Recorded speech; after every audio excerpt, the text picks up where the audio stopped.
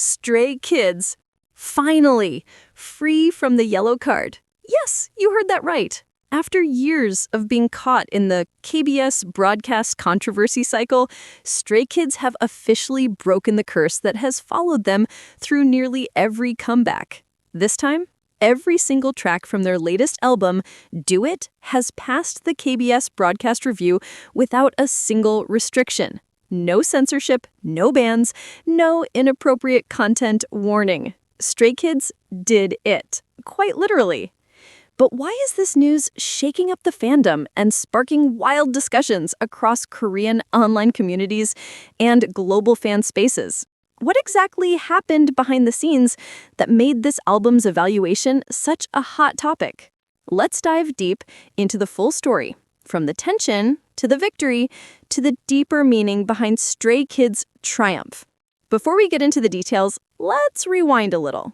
Longtime fans of Stray Kids already know the group has often faced hurdles with broadcast regulations, especially from KBS, one of South Korea's biggest national networks. In the past, several of their songs were flagged or restricted for reasons as small as a single slang word or lyrics considered too aggressive. From the God's Menu era to Maniac, the group has frequently been caught in the gray zone between creativity and broadcast standards. And honestly, that's part of what makes Stray Kids Stray Kids. They've never been afraid to push boundaries. Their lyrics are bold, their beats are chaotic, and their energy unapologetically loud. But for KBS, which tends to favor cleaner, family-friendly content, Stray Kids' music often came off as too much. So when the news dropped that all tracks from Do It passed the broadcast review with flying colors, fans were stunned. For the first time in a while, Stray Kids weren't just pushing limits, they were rewriting the rules. According to official review documents shared online, KBS evaluated all songs from Do It, including Do It, Festival Version, Photo Book, Holiday, Shinsan no Hwam, God's Play, Do It, Original Version, and every single one of them was marked as appropriate for broadcast. That means no edits required, no disqualifications, no yellow card. The production credits made fans even prouder. Behind each song stands the powerhouse trio 3RACHA, Bongchan, Changbin, and Han, the creative engine of Stray Kids. They collaborated with several well-known producers such as J-Batch, Mark Sibley, Nathan Cunningham, Nico Young, and Versace, blending Korean artistry with international sound.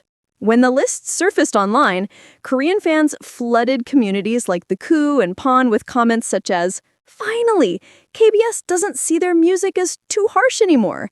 They stayed true to themselves and still passed. That's talent."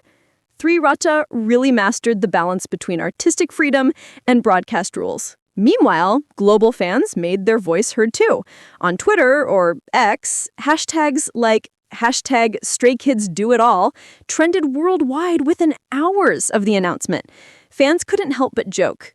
KBS finally said yes to Stray Kids. They really do it. No pun intended. No yellow card this time, only platinum trophies. It was the kind of celebration that felt long overdue. Now, to someone outside the fandom, this might sound like a small win. But within the K-pop world, a KBS approval carries massive weight.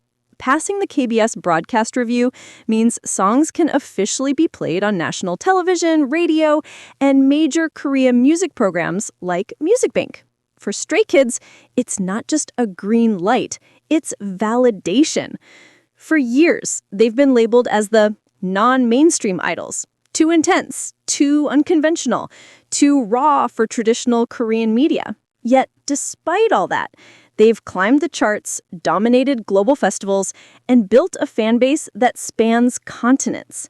And now, they've proven that their artistry doesn't need to be tamed to be recognized. This approval marks a shift, a moment when even the most traditional institutions are acknowledging that the sound of modern K-pop isn't polished perfection anymore. It's emotion, experimentation, and honesty. One Korean fan commented online, This isn't just approval from KBS, it's approval from the industry that Stray Kids' sound is the new standard. The songs from Do It also showcase their versatility, from the explosive, festival-ready title track Do It to more mellow and nostalgic songs like Photo Book and Holiday. It's not just music, it's a full spectrum of energy, emotion, and creativity that mirrors their growth as artists. Let's talk about the geniuses behind the success. Three Racha, Bongchan, Changbin, and Han are not only performers, but also producers, writers, and sound architects. They've built Stray Kids' entire musical identity from scratch. For Do It, they outdid themselves. Bongchan, known for his sharp production instincts, reportedly wanted the album to feel powerful yet freeing. You can hear that in every beat of Do It Festival version, an anthem made for open stages and summer nights. Changbin, with his signature fierce rap delivery, continues to anchor the group's sound with confidence and grit. And Han, often the emotional core of their lyrics, brings balance through storytelling that hits deep but stays relatable. Together, they've refined their formula. Raw energy with emotional depth, while collaborating seamlessly with international producers like J-Batch and Nathan Cunningham. The result? A sound that feels global, yet authentically Korean. And maybe that's exactly why KBS finally gave the green light. Because this time, Stray Kids didn't change who they were. They simply showed that their chaos can also be clarity.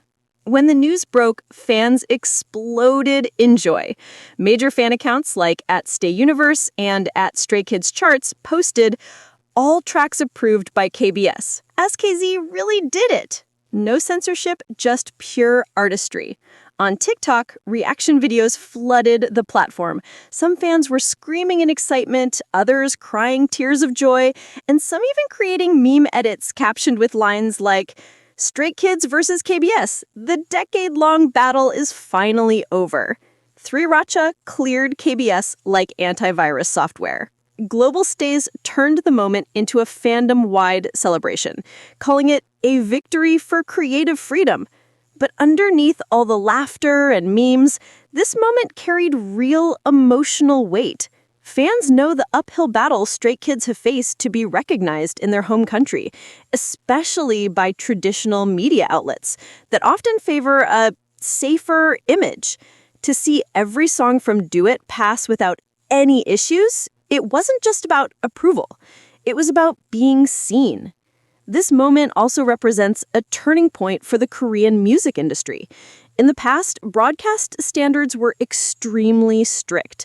Lyrics had to be family-friendly, language had to be formal, and music couldn't sound too rebellious. But today's K-pop landscape is different. Audiences crave authenticity, boldness, and individuality. Stray Kids embody that change. They've proven that you can be unconventional and still earn mainstream recognition, that you can make aggressive, heartfelt, and experimental music and still get approval from Korea's most traditional broadcasting network. It's not just a win for Stray Kids. It's a signal that the industry is evolving. As one fan perfectly summarized online, they didn't tone down to fit the system. This system adapted to them. So, what do you think about this? Is this the beginning of a new era for Stray Kids? One where they can finally do it without holding back? Or is it just the calm before another wave of creative chaos from Three Racha? Share your thoughts in the comments below. And if you're proud of how far Stray Kids have come, hit that like button, share this video with fellow Stays, and don't forget to subscribe for more updates on everything K-pop. Because this time, Stray Kids didn't just do it, they owned it.